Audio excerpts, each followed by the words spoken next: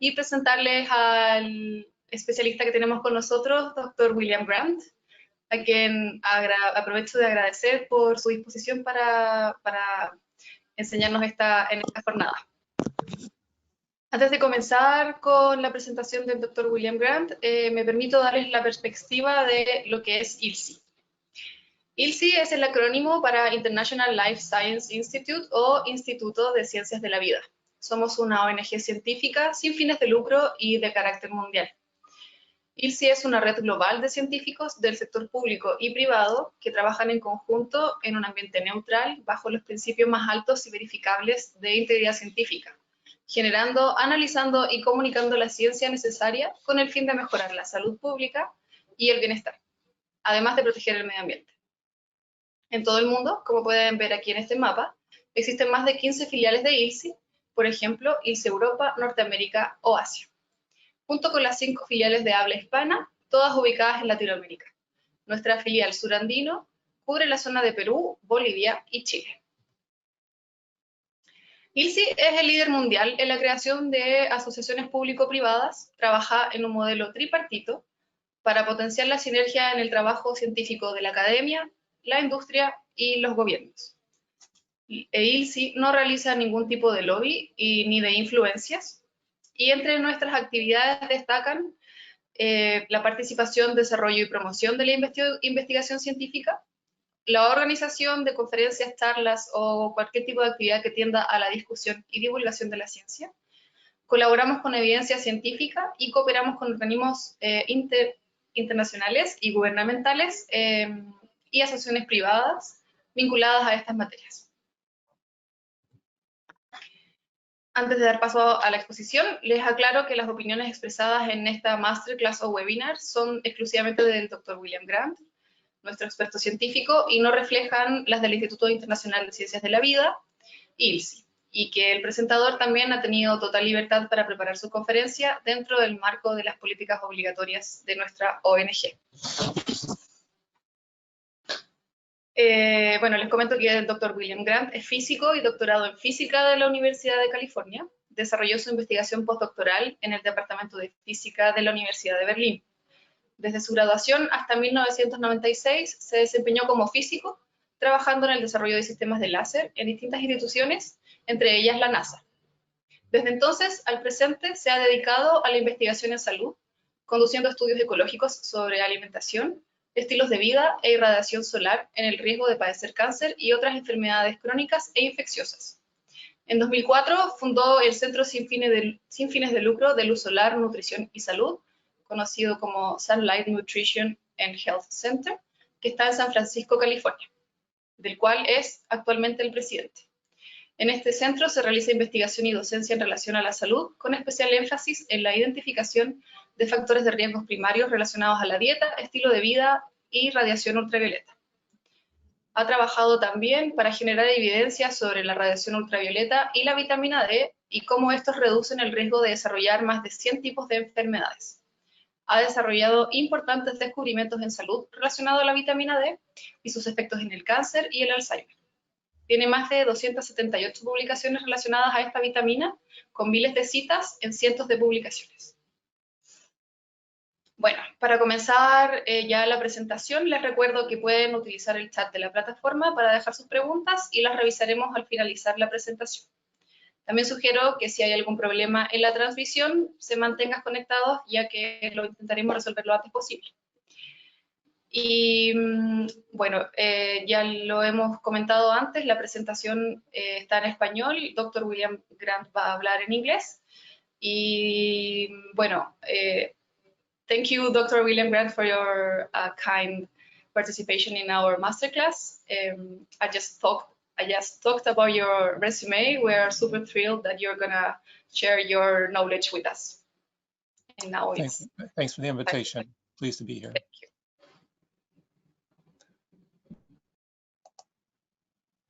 Okay, do you see my slide, screen?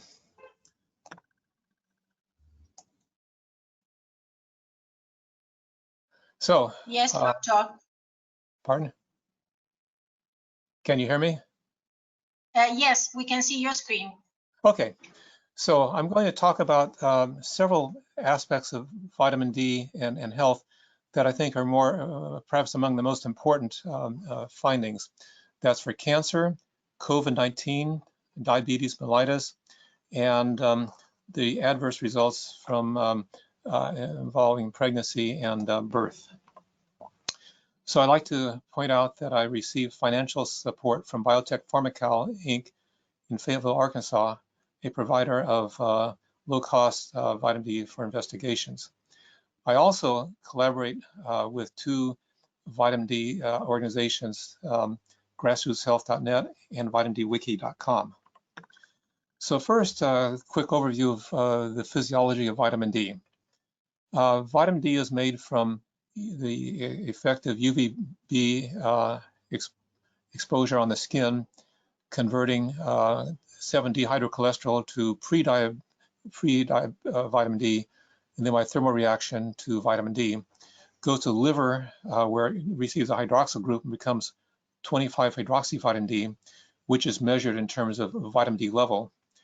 And then it can go to the kidney and other organs to become 1,25-dihydroxyvitamin D, or the active hormone that has most of its action occurring through entering vitamin D receptors coupled to chromosomes and affecting gene expression, turning some genes on, turning some genes off, perhaps 10% of the genome.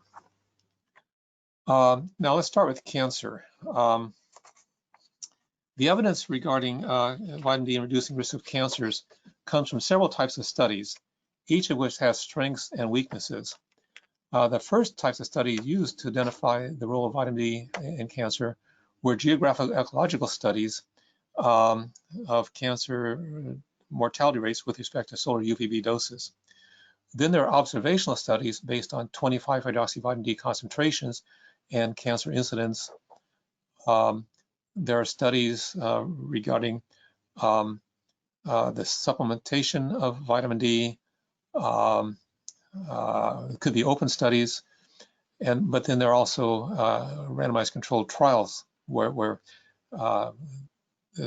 some people randomized to receive vitamin D, others do not. And finally, there's the study of the mechanisms. So the geographical ecological studies, such studies group populations by geographical region and use population average values for health outcomes and risk modifying factors such as indices of solar UVB doses, urban-rural residence, smoking, alcohol consumption, ethnic background, and income. This report approach revealed some relationships between UVB doses and cancer mortality rates and was used to develop a hypothesis that UVB exposure through production of vitamin D reduced risk of cancer. This was done by the Garland brothers, reported in 1980, when they figured this out in the middle 70s when they were graduate students at Johns Hopkins School of Public Health. So here's an example of the map of colorectal cancer mortality rate in the United States. The red, dark red, are where you have the highest mortality rates. The blue is where you have the lowest mortality rates. The pastel colors are in between. And this was for the period, this is for white males. In fact, this is just for colon cancer, for white males from 1970 to 1994. During that time, a lot of people went out into the sun, did not use sunscreen, and sun was considered a beneficial thing. There is a similar finding for breast cancer. Again, the high rates are especially in the Northeast, but also along the West Coast of the United States. And this is because breast cancer is maybe a little bit weaker, has a weaker effect from vitamin D. And along the coast, you have more clouds and fog. So that blocks some of the vitamin D, UVB transmission. And in an ecological study, what you do is you correlate the solar UVB doses with the cancer mortality rates. And what you see here is the solar UVB doses for July 1992. The high is around 10 kilojoules per meter squared in the Southwest United States. The low is around 3 to 4 units in the Northeast. The reason it's much higher in the West has to do with the fact that the westerly winds push across the Rocky Mountains and raise the tropopause height and make the stratospheric ozone layer thinner, so it's absorbing less of the UVB. But also the surface elevation is higher, so there's less attenuation by the atmosphere. The East Coast also has more aerosols. So you see this as an asymmetrical pattern, which correlates very well with the patterns for the cancers. So the cancers that are most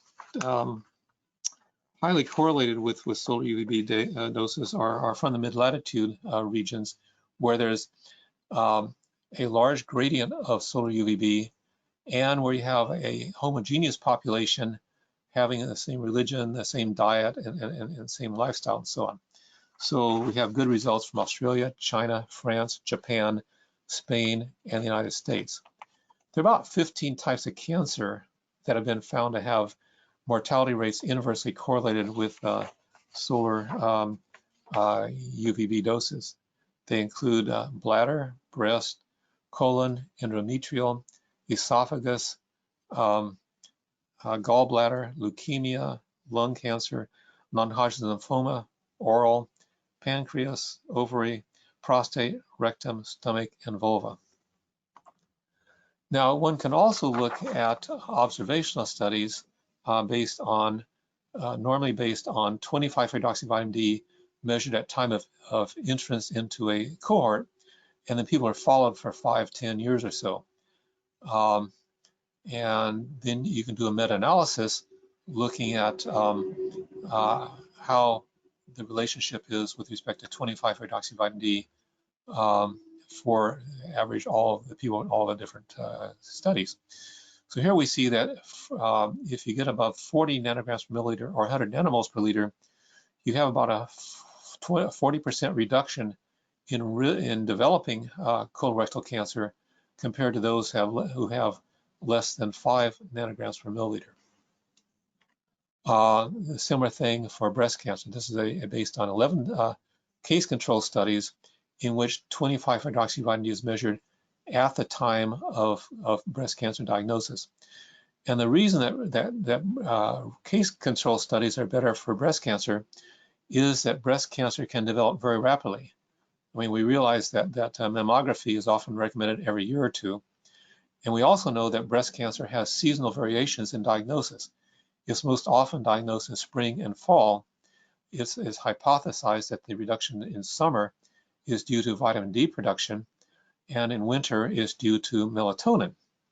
But anyway, you see this very steep change from very low up to about 20 nanograms or 50 nanomoles per liter, and then a slow change after that. Now, Grassroots Health has also looked at studies in which they combined people who were either in a clinical trial or were taking vitamin D and participating in their volunteer group, and had their 25-hydroxyvitamin D measured about every 6 months. And these results show a very strong relationship between vitamin D and levels and breast cancer, as shown in this curve here. Their lowest values is, say, below 20 nanograms per milliliter, and if you go to above 60 nanograms per milliliter, there's an 82% lower rate. Now, this is a small study, but these results are very consistent with the meta-analysis we did with the case control studies. Now, here's a set of results from Norway, looking at about a 9 or 10 year follow-up for people who had colon cancer, lung cancer, breast cancer, and lymphoma. And they measured 25-hydroxyvitamin D at the time of diagnosis. And for both lung cancer and breast cancer, the difference in survival was statistically significant. For lymphoma, it wasn't. For colon cancer, it wasn't, although there were indications for both colon cancer and lymphoma, that there was some benefit. And what this suggests is that anybody who's diagnosed with cancer should be given vitamin D to help reduce the progression and death from cancer. You might want to consider 4,000 or 5,000 IU per day. Might also want to consider a bolus dose of 50,000 or 100,000 IU to quickly increase 25-hydroxyvitamin D, and then go to the daily dose. Oh,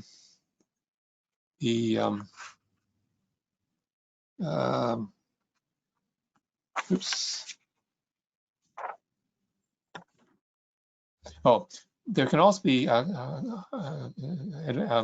randomized controlled trials. The randomized controlled trial is considered the strongest type of evidence for medical drugs. However, most vitamin D clinical trials have been based on vitamin D dose, and generally with participants with above average 25-hydroxyvitamin D given only modest doses of vitamin D. So the change in 25-hydroxyvitamin D with respect to vitamin D dose is nonlinear.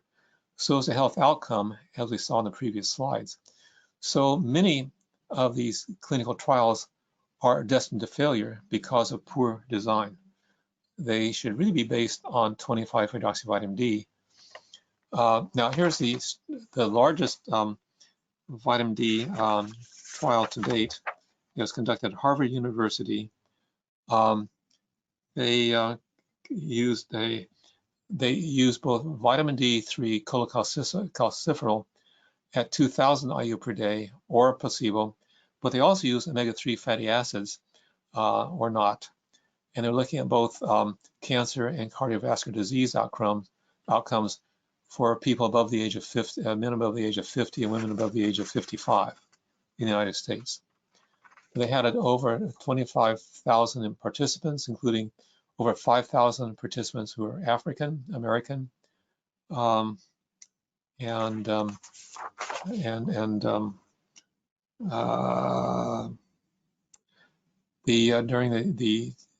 the study of 5.3 years, they diagnosed 793 participants in the vitamin D group with cancer, and 824 in the placebo group. That gives a risk ratio of 0.96, which is not significant. However, missing from the abstract and the press coverage were the beneficial effects found for all cancer incidents. For those with BMI less than 25 kilograms per meter squared, the hazard ratio was 0.76, which was statistically significant. And for the black race, it was 0.77. Again, this is almost significantly significant. So these were in subgroups. Now, looking at the entire group of participants, if they omitted the first year of data, the risk of death from cancer has a hazard ratio of 0.79, which was significant. If you omit the first 2 years, the hazard ratio is 0.75.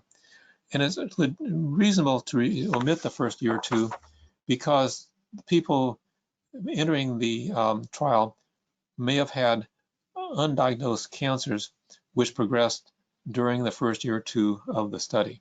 Whereas if you wait after 2 years, it's more likely that the cancer was originated during the study period. So there are a number of mechanisms that have been identified whereby vitamin D reduces the risk of cancer. The mechanisms that reduce the risk of incidence of cancer include effects on cells such as differentiation, proliferation, and apoptosis or suicide. So these are going to compete with other effects like the toxic effects of toxins, of smoke, of sugar, of quite a few things.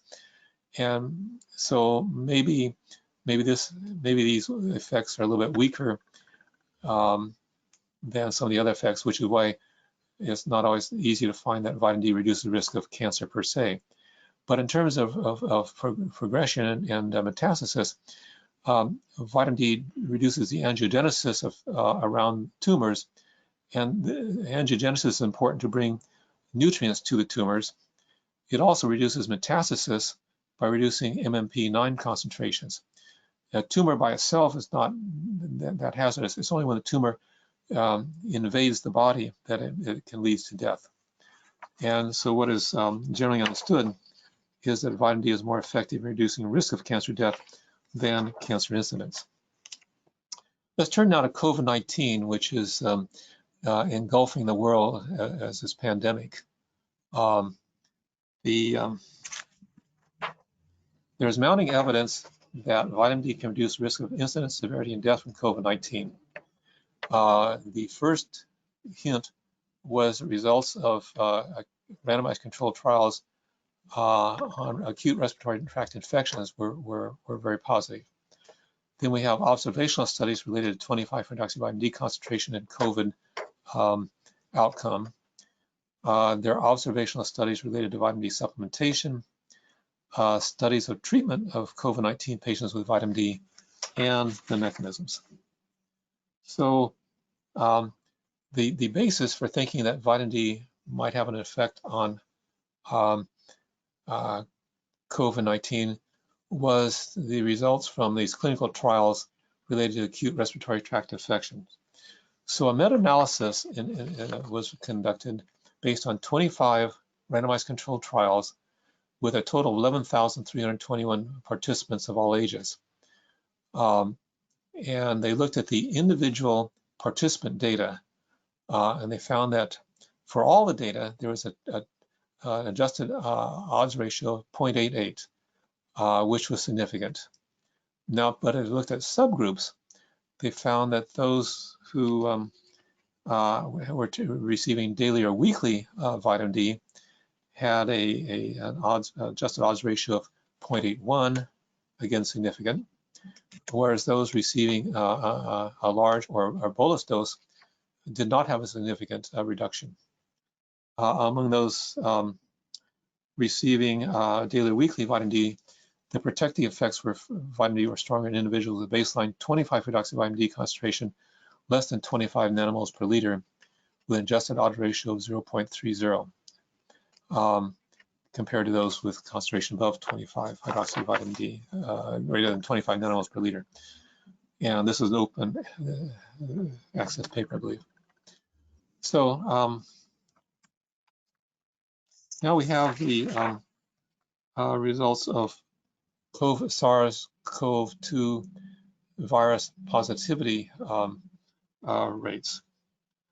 This involves data from over 190,000 patients over the age of 50 years with results of SARS-CoV-2 measured between middle of March and middle of June 2020, and included results of 25-hydroxyvitamin D measured during the past 12 months by Quest Diagnostics and seasonally adjusted.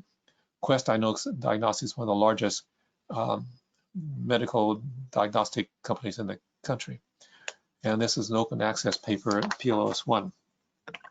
And what they found is they had looked at 25-hydroxyvitamin D from 20 nanograms per milliliter or less, 50 nanomoles per liter, out to 55 nanograms per milliliter, and found that there was about a 50% reduction going from 20 nanograms per milliliter out to 55 nanomoles per liter. But infection by SARS-CoV-2 is only the first steps towards developing COVID-19.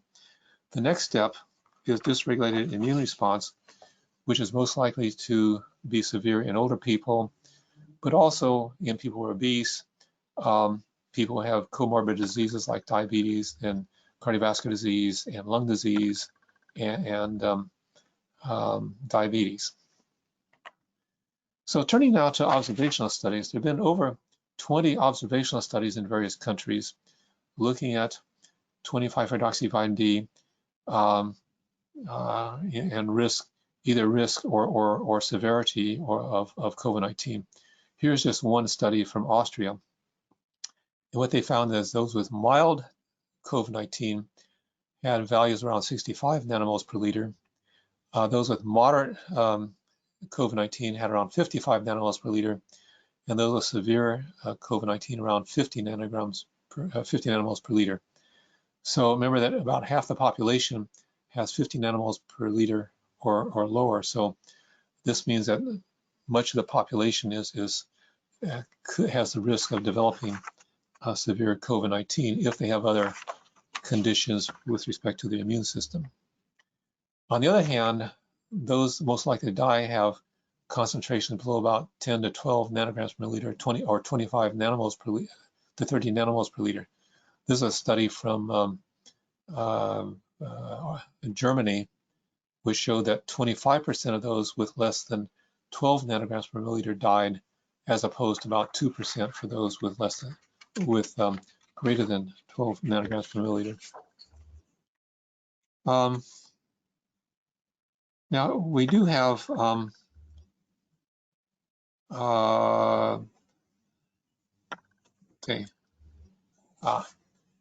this is a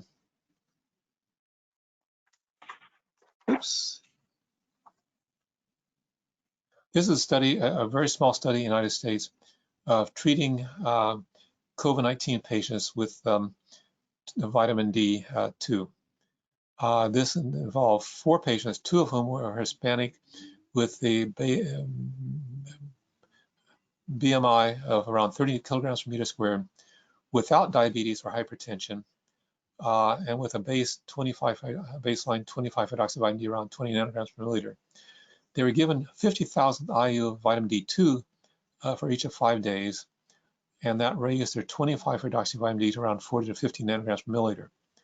The results were that the one who was using oxygen of 15 liters per day reduced that to 0. The other one was not using oxygen.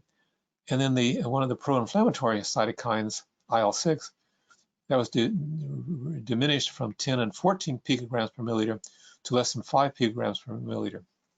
Now, they only stayed in the hospital 10 days.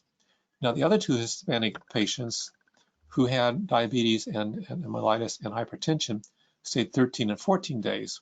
So it's not clear whether the treatment reduced the hospital stay or whether it was the lack of diabetes and hypertension, but it did affect some of the characteristics associated with COVID-19. Now here's a study with a larger group of people. This is conducted in Cordoba, Spain. They had 50 patients who were treated and 26 patients who were not treated. All hospital patients received as best available therapy the same standard of care per hospital protocol of a combination of hydroxychloroquine and azithromycin. Eligible patients were allocated to take oral calcifediol or not. Patients in the calcifediol treatment group continued with oral calcifediol on days 3 and 7, and then weekly until discharge. So calcifediol is 25 hydroxyvitamin D2, and each dose was around 65,000 international units of vitamin D2. So in the first week, they received 130 IU of vitamin D2. The reason for using 25 hydroxyvitamin D2 is that it bypasses the conversion from vitamin D to vitamin D 25 hydroxyvitamin D in the liver, which saves a day or 2. On the other hand, studies with treatment of vitamin D2, as just shown in the previous study, show that it didn't make much of a difference. The results, on the bottom, we have the 50 persons who were treated. Only one of those progressed to having to go to the intensive care unit. However, among the 26 persons who were not treated, 13 went to the ICU, and of those 2 died. So this was a pilot study. The group in Cordoba is now enrolling people with a goal of 1,000 to do a more complete study.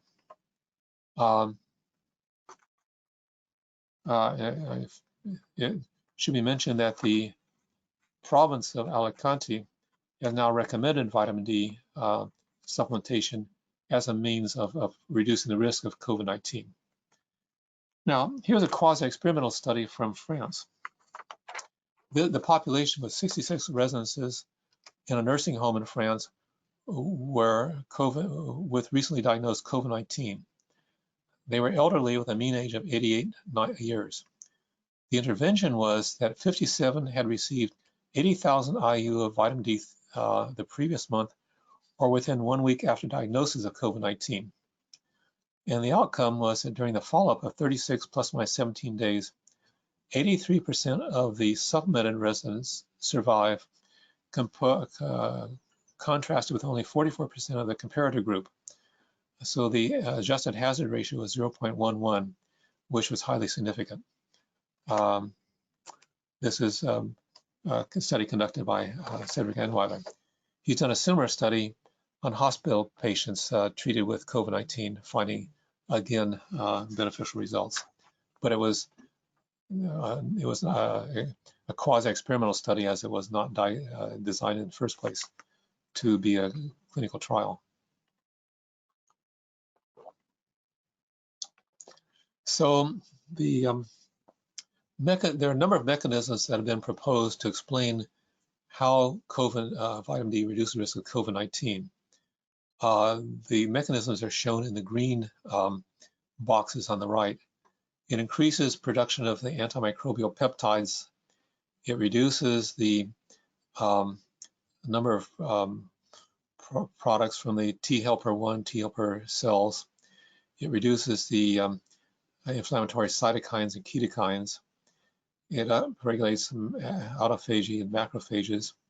As I mentioned earlier, it modulates MMP9 concentrations. And it affects the dendritic cells, the interleukin concentrations. IL-10 is anti-inflammatory cytokine. So the effects on the respiratory system include reduced risk of acute respiratory tract infections, reduces the inflammatory process, reduces asthma and COPD, and improves lung function. One of the main findings about COVID-19 is that there is what's called a cytokine storm. This is where the immune system produces a large quantity of pro-inflammatory cytokines, and these cytokines can go to the outer layers of the lungs, the vascular system, the heart, et cetera, and that can produce damage. In fact, I think a lot of the long-term damage from COVID-19 is due to damage by these cytokines going through the vascular system and getting too many organs. We published a review recently in Nutrients on the evidence regarding vitamin D and risk of COVID-19 and its severity. We discussed the mechanisms, the observational studies, only 14 observational studies at that time. Now there are between 20 and 40 observational studies. We discussed some of the studies of treatments, and we discussed whether vitamin D can be considered to causal in reducing risk of COVID-19. This is an open access paper. You can easily find it through the internet. Now let's turn to diabetes. This is an observational study, actually a meta-analysis of observational studies reported in 2013. And what you see here is that there is a reduction in incidence of diabetes going from 10 to 15 nanomoles per liter out to 150 nanomoles per liter, about maybe a 50% reduction at the higher values. Now, there was a clinical trial conducted by Tufts University, and they had a total of 2,423 participants with pre-diabetes who underwent randomization. 1,211 were in the vitamin E group, and 1,212 in the placebo group. Those in the treatment group were given 4,000 IU of vitamin D3 per day. By month 24, the mean 25 hydroxy vitamin D level in the vitamin D group was 54 nanograms per milliliter, or about 130 nanomoles per liter, compared to 27.7 nanograms per liter at baseline. So after a month follow-up of 2.5 years, the primary outcome of diabetes occurred in 293 participants in the vitamin D group and 323 in the placebo group. So for the entire group, there was not a significant reduction. However, several of the secondary analyses found significantly reduced risk of diabetes. Those with BMI less than 30 kilograms per meter cube had a significantly reduced incidence, as did those not taking supplements of calcium. Now, remember I said that it's not proper to base clinical trials on vitamin D supplementation. So the people who conducted that study realized that and published a new analysis recently. And what they did was they looked at the 25-hydroxyvitamin D concentrations in the middle of the study. So they found that there was the hazard ratio for diabetes for an increase of 25 nanomoles per in the intra-trial 25-hydroxyvitamin D level was 0.75. There was a 25% reduction for a 25 nanomole per liter increase. But there's also a 10% reduction among those assigned to the placebo. Now, for those who maintained, treated with vitamin D, maintained intra-trial 25-hydroxyvitamin D levels of 100 to 124 or greater than 125 nanomoles per liter were 0.448 and 0.29, respectively, compared with those who maintain a level of 50 to 75 nanomoles per liter. So this is a very important finding, and it is very strong evidence that taking vitamin D and raising 25-hydroxyvitamin D concentrations will reduce the risk of diabetes. Now let's look at results from pregnancy. Vitamin D has been found to affect many pregnancy and birth outcomes, including preterm birth, pre-eclampsia, gestational diabetes, and fetal brain development. Here are some substrate product relationships of vitamin D metabolites during pregnancy, found by Hollis and Wagner in South Carolina. The important thing here is the curve on the bottom, showing that the hormonal version of vitamin D, 125 dihydroxyvitamin D, stabilizes above 100 nanomoles per liter.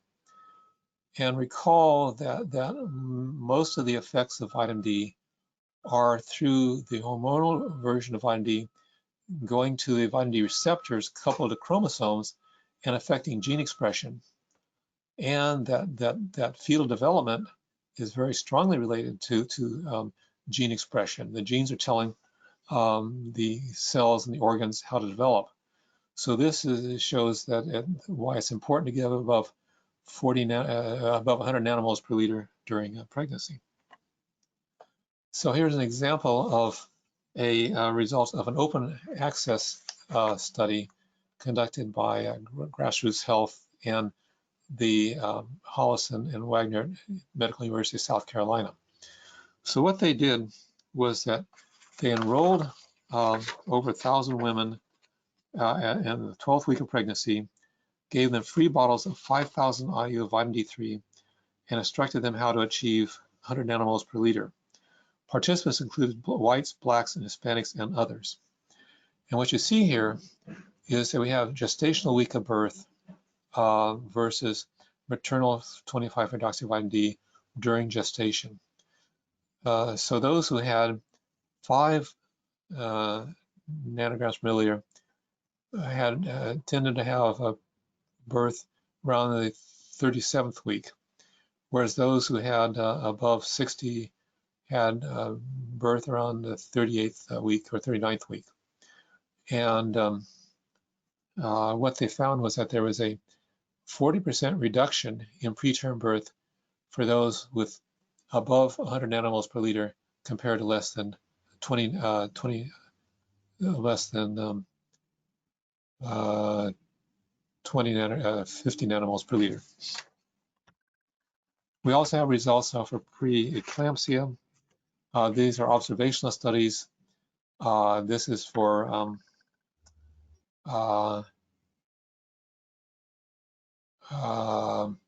this is based on 25-hydroxyvitamin D, and this is showing about a 50% reduction for those who are with high versus low 25-hydroxyvitamin D.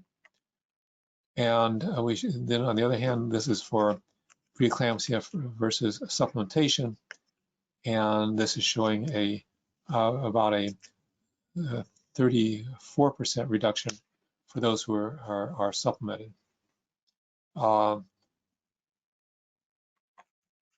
And then we have diabetes, gestational diabetes.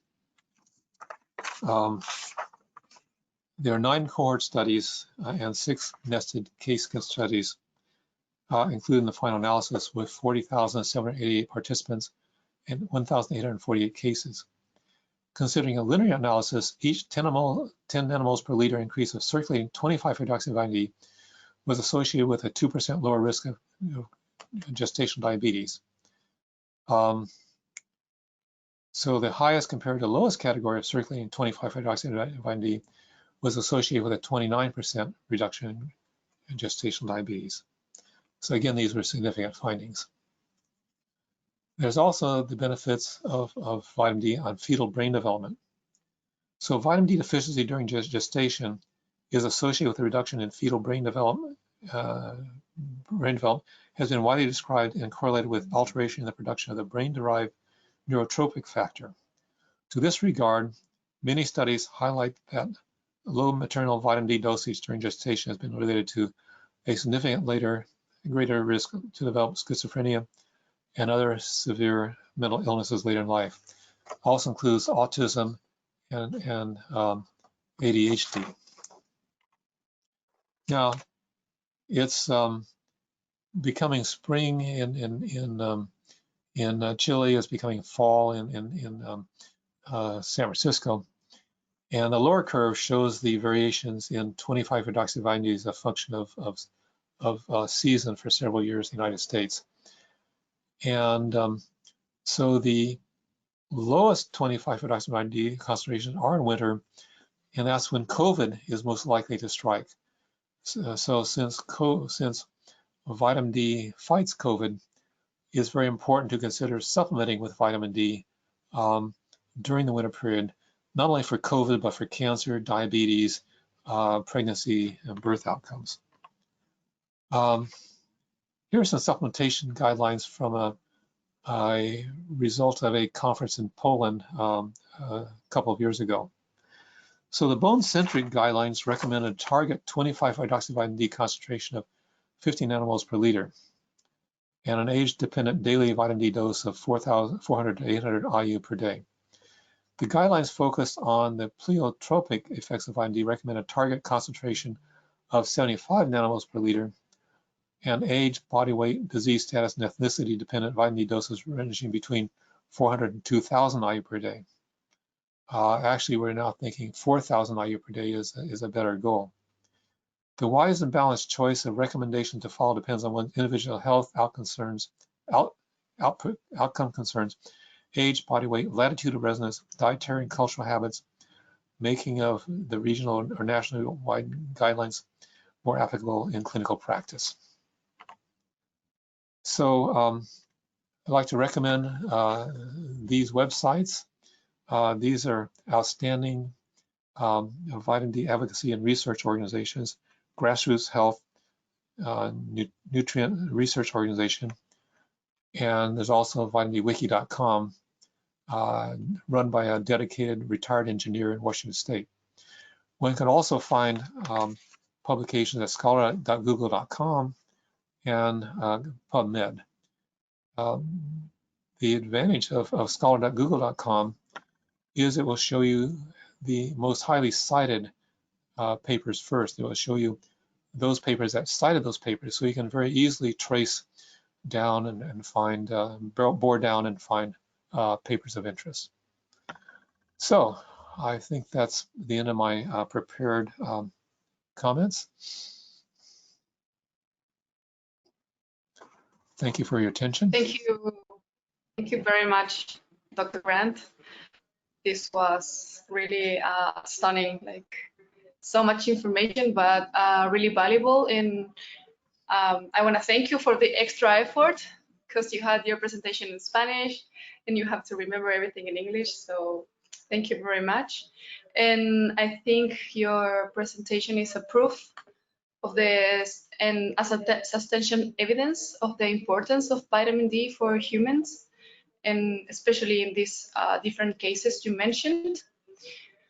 Now we are gonna check some questions. Let me check.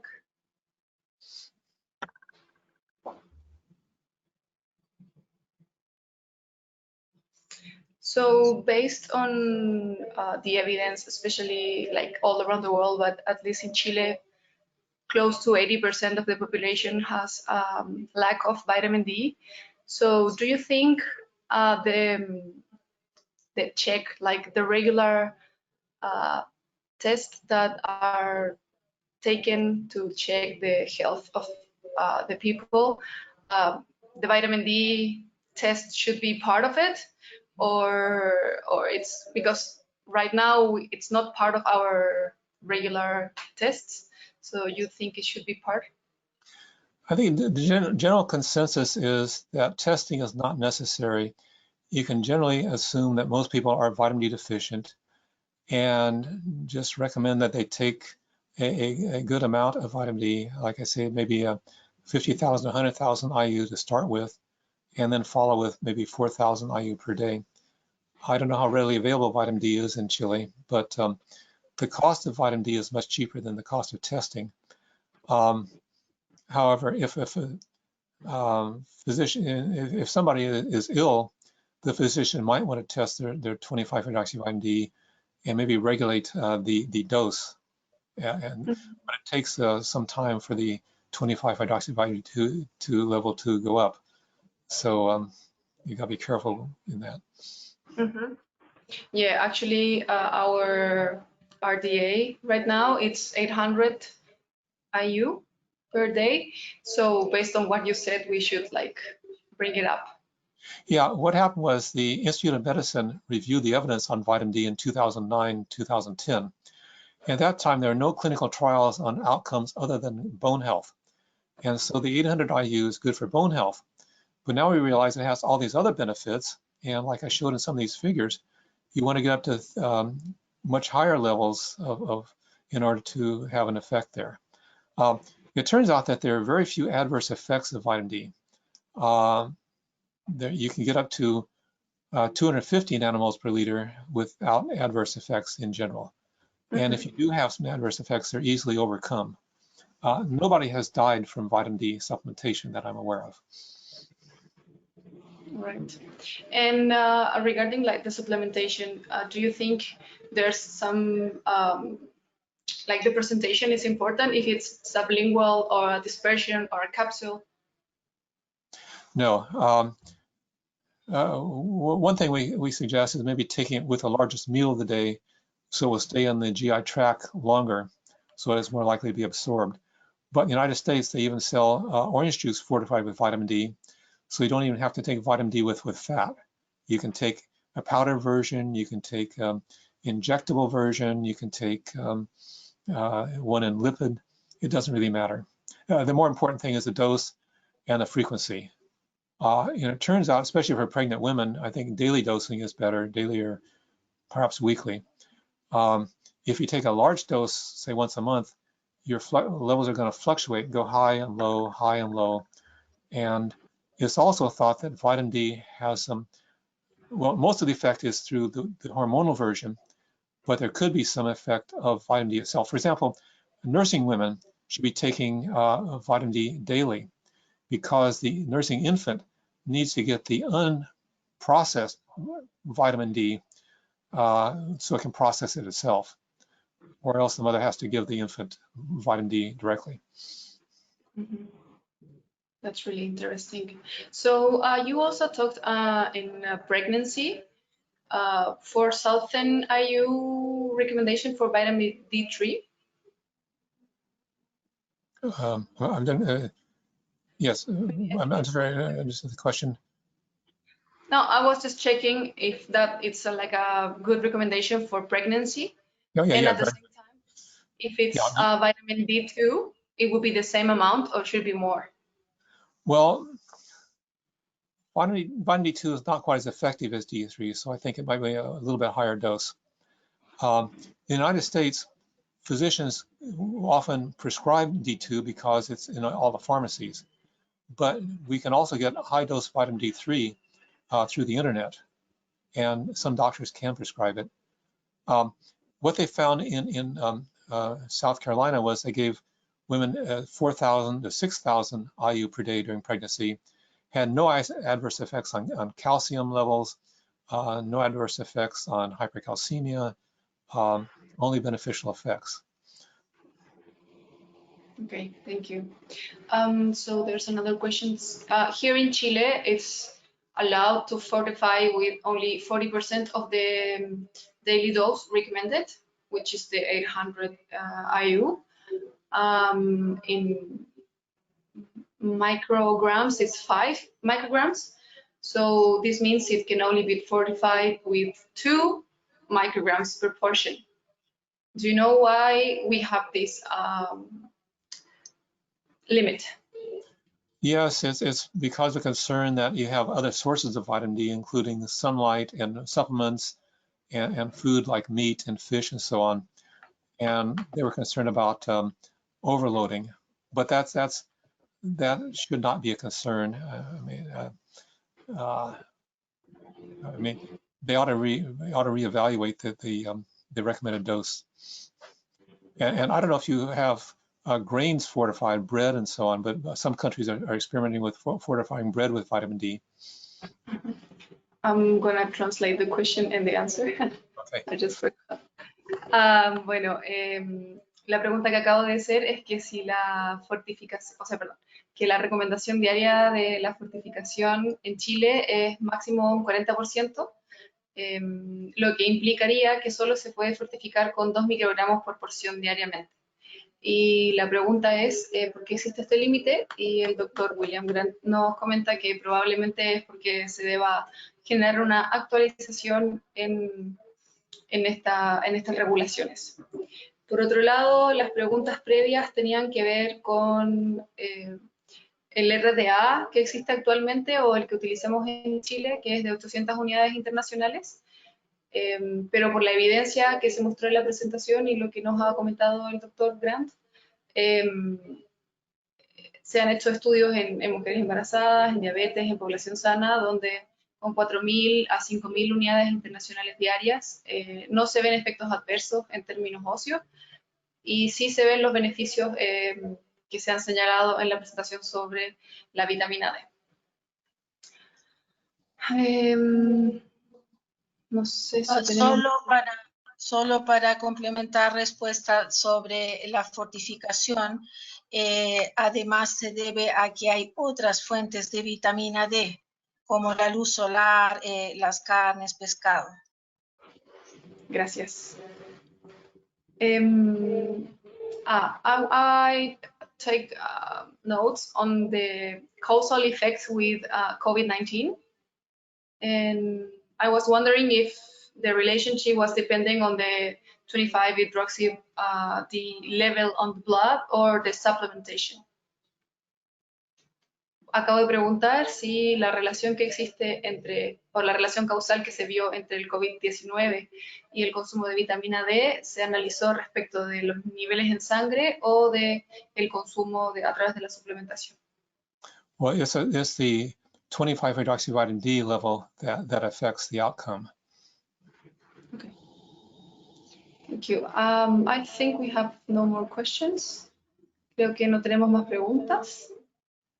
Así que... La respuesta a tu pregunta fue que se debe a la concentración en la sangre. Eso.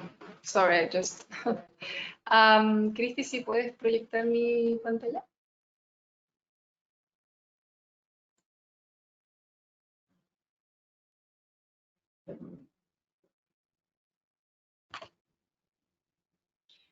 Well, so thank you, Dr. Grant, for your kind support for our organization and for this very interesting presentation of the importance of vitamin D.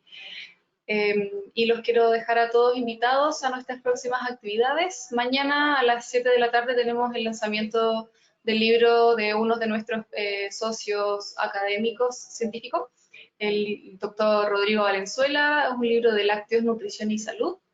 Y además, siguiendo en el tema de la vitamina D, el 10 y 17 de diciembre tenemos un simposio internacional sobre vitamina D. Esta actividad se está organizando en conjunto con la Universidad Católica, y en este caso tendremos a Kevin Cashman, Carlos Camargo, Héctor Cori y Guadalupe Echeverría comentando sobre evidencia y la importancia de la fortificación y las regulaciones nacionales. Bueno, también los invito, agradezco su participación y los invito a seguirnos en nuestras redes sociales, a revisar nuestra página web, y si tienen dudas o quisieran algún tipo de material, nos pueden escribir a contacto@ilsisurandino.cl. Y bueno, que tengan una buena tarde. Muchas gracias al Dr. Grant por su participación y a todos ustedes, y que tengan una muy buena tarde. Hasta pronto. Thank you, Dr. Grant. Have a nice evening, I believe. Thank you, and thank you for the invitation. My pleasure. Thank you.